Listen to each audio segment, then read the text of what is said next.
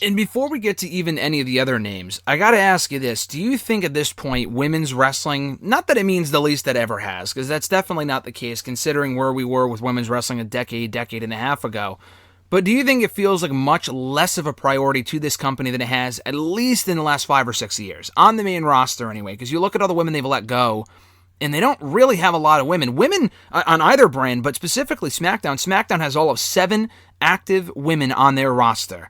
Natalya, Tamina, Sasha, Bayley, Bianca, that's 5. Carmella, and who was the other one? Oh my god, I don't remember. There was someone else too. Liv Morgan? Liv Morgan, thank you. Yeah, so that's the all 7 women that SmackDown has. They don't even really use everyone they have. They've used Carmella once or twice recently.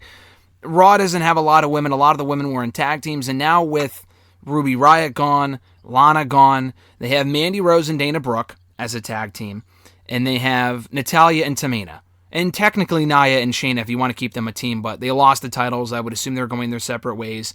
Why would they stay a team? So, your thoughts, I mean, before we get to any of the other releases, your thoughts on the state of women's wrestling right now in WWE, at least on the main roster? Yeah, it's not the greatest, I'd say. I heard you're on hashtag, and I completely agree. I think since Ronda left, and especially since Becky left, it's definitely taken a back seat on their priority list. I mean, they are. I feel like on Raw they are on weekly. Like you have a couple of women's segments weekly. Just the creative just isn't there. Just like Shayna should be way more important than she is now, and she's just a fucking loser, losing to Reginald and the whole Lily stuff. Like, why would anyone even take her seriously? All she's done the last couple of months is lose. Even when her and Nia were the tag team champions, they lose like pretty much the 2 matches they would have before the defense, and then like miraculously retain. So it's not even like they were strong book champions. Nia's whatever. I mean, not her biggest fan. Dana and Mandy. I mean, I feel like Mandy was going to get that big push after she beat Sonya, and it went absolutely nowhere. Dana Brooke. I mean, maybe they like that she's athletic. Maybe she's nice, but as a wrestler, she does nothing for me as a character as well.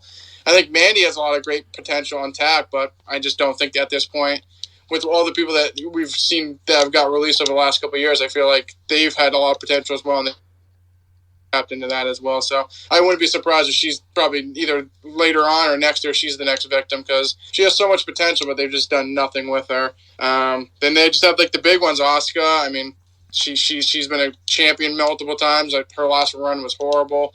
I don't know what they're really doing with her. Charlotte will always be in the title picture. Rhea, she's been fine for whatever, and then Nikki Cross is whatever. So Raw, whatever. I think SmackDown's done a better job. I wouldn't say it's great, but it's been better. I mean, Carmella is a former champion. She's been on TV recently. Bayley, Bianca, Sasha will come back. Liv Morgan. I mean, I'm surprised she didn't get released. I mean, she's been fine, but like she's just been a tag team person, and just never. Even when they had that little when she came back with Lana, like that went absolutely nowhere, and then she went to the Riot Squad. So I just feel like they have a lot of people that have untapped potential, but maybe they're just too afraid to actually tap in it. And I don't know. I feel like they just go back to the well every time. Oh, we need Charlotte is in the picture.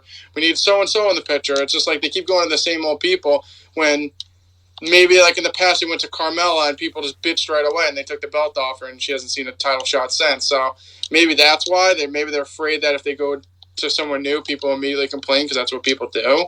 But I feel like at this point for the women especially, it's been the same 3 or 4 women, maybe put in like a Bianca or a Rhea, which is very recent, but they've gone to Sasha and Bayley and Charlotte and Asuka. Like, that's like the last year. This is all we had. Yeah, I mean, they really haven't branched out beyond the same few faces that you mentioned. I mean, I know, Becky hasn't been around, but like I said in hashtag, as you mentioned, from Wednesday, where you can't wait until these people come back to start taking it as a real priority, because I feel like even before Ronda showed up in 2018, the women's divisions on both Raw and SmackDown featured a decent amount of talent. I mean, they largely revolved around the 4 horsewomen, but like Alexa Bliss got a chance, and she obviously made the most of it, and she's a star now. Carmella made the most of her opportunities. She became a star. She became a star in that women's division, among other people as well. And not that we're not getting that now. I mean, fucking Rhea Ripley and Bianca Belair are the current champions, so it's not like we're relying on the same old status quo of the same 4 horsewomen and whatnot. They're giving new women new opportunities. But I don't know. There was just not a lot of variety there. Like, there were 3 matches involving women on Raw this week, and none of them were good. Like, how is that possible when you have as much talent as you do? And I completely blame the booking. It's not on the talent at all. Like, I don't give a shit about Lana or Dana Brooke or people like that, but it's not even really necessarily their fault. I don't know, but with the tag team division specifically, talk to me about this, because I know you were a big advocate of it even long before they started doing the tag team titles. I know we've talked about this a lot over the years.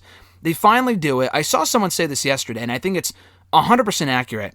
Do you think with the women's tag team titles, it was a case where the company goes, listen, we gave you what you want after years of bitching and moaning. We gave you guys what you want. Now just fucking deal with it, and we won't treat it like anything seriously. Like, we won't actually take it seriously at all, because that's what it feels like to me, too. I think it's just like it's a trickle down effect, because I think the women's division just in general isn't greatly booked, so I think they get in the tag belts.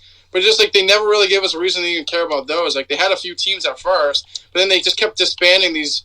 I don't know if I'd say they're great, but like they had some decent women tag team that like they're clearly better as women as a tag team than they are on their own at that point. So like maybe use the tag team division, kind of season these people a little bit, maybe work on their character, then eventually get a breakout. And I feel like that should have happened for probably like Peyton Royce or maybe Liv or Ruby, and never materialized. And I think it's just a bigger problem at the top of them not knowing how to book the women in general. And then at this point, the tag team just kind of, they get them on the show, but it has really no meaning. I just don't understand a lot of these releases either. Like, Lana, I mean, so you got to look at it from a business standpoint, too. We heard with Braun, and we'll break down Braun's release in a moment.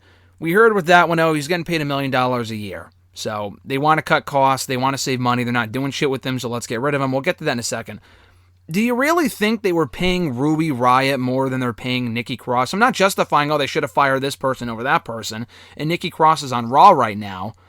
I don't know, though. Like, it just feels random to let go of people that you're actually... They're not doing anything with the Riott Squad, technically, per se, but they were on the show most weeks recently. They were on SmackDown literally a week ago. They need more teams. They've never gotten a fucking run of the tag team titles. To give all these other teams runs, and not the Riott Squad, makes absolutely no sense to me. I mean, I know it's a money thing too, but do you really think that some of these other women are getting paid more or getting paid less than a Ruby Riott? Like, to fire someone like her specifically, to kind of go out of your way, it's not even like they let go of Liv Morgan as of right now. So to let go of one member of a tag team, and it's not like they have major plans for Liv, they never have. It just seems incredibly random to me. That's the problem. I mean, obviously the release is the problem, but to kind of go beyond that, it's just weird. Yeah, I don't know. Like I said, I think the pricing maybe for some people is like a legitimate thing. Like if Braun's making like a ton of money and they're just like, oh, we can't afford it, or he's making too much money, okay. But like, you can't say budget cuts for all the people, because I don't think Ruby Riott's breaking the bank for them. Yeah, I just don't understand that. So with Lana, I can maybe believe that, because if I recall correctly, she re-signed to the company in late 2019, and I remember that because that was around the time there were rumors, she and Rusev are unhappy, they're going to leave, blah, blah, blah. And then she re-signed for like 5 fucking years or something, and I'm like, okay, she's probably not going anywhere. So that was another case. Like, go back to 2019, 2018 when AEW first started, and they want to lock down a lot of these people. I mean, is Lana really going to break the bank for AEW and be this major star? I don't think so. But they wanted to keep literally everyone, dude. They were offering big-time contracts to people like Jinder fucking Mahal, Mojo Rawley, who they already let go of earlier this year. That's probably why they let go of him, because they were paying him a lot of money. Jinder, I suppose they're paying him a lot of money too, based off the apparent deal that he got a few years ago, but they want to break into the Indian market a little bit more, so maybe that's why they held on to him. Again, it's not really justifying one person over the other, but it just feels random. So talk to me a little bit about the releases of Ruby Riott and Lana. Your thoughts on those? I've never been the biggest Lana fan, but she was literally on Raw on Monday, and she lost. But still, the let go of her was a little surprising. I can't say I'm too broken up about it, but I was definitely surprised from it. Yeah, I was more surprised on Ruby, honestly. I mean, Lana, they did just re-sign her, but I feel like Ruby had a ton of potential. Never was really tapped in correctly. Mm-hmm. Not that I don't think it doesn't help, but I feel like her and Rhea do have a similar, like, kind of like punky, darker character for like a woman. So like maybe they just saw Rhea's the star, similar kind of gimmick or same kind of look. So might as well just move on from Ruby. That never really gone anywhere. But I feel like she just never really got a fair shake on her own. Thought she was great as a tag team wrestler and as her own. So definitely sad to see her go. Lana, never was her biggest fan. is what it is.